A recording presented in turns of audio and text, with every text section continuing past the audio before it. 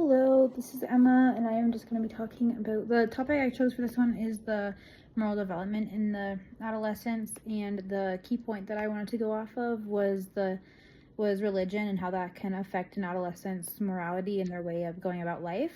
So, first starting off with what I found in the textbook before jumping into my own personal experience, I found in Dunning-Craig chapter 10.74 that many children many adolescents want to conform to society. So kids might stay in the church because of that. Like if they grew up in an environment where they're mostly in the church already, they might stay in it. Or if they grew up in an environment where they're not in the church, they don't have religious family members, they might stay away from that just because that's what they're used to, that's what they're around.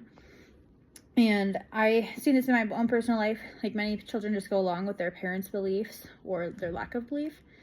But this is during their adolescence is the time that they can really think through and come up with their own ideas and their own thinking for this. So now I'm going into my own personal story with my moral development and how my religion affected my moral development.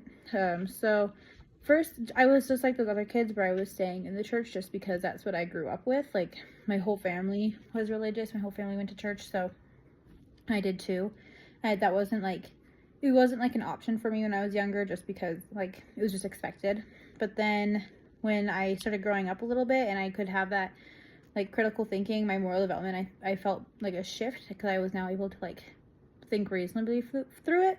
And I personally chose like my religion. I chose to believe it, and I chose to live my day-to-day life and like base my decision making off of my religion, like how I live my life morally.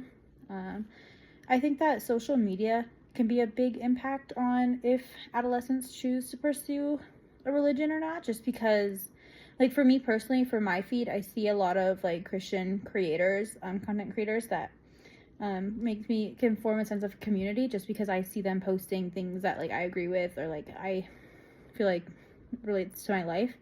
But there also are the flip side where you have people bashing it and saying like this isn't true, how stuff like that. So I feel like it can have a big impact depending on the type of content that this person is seeing.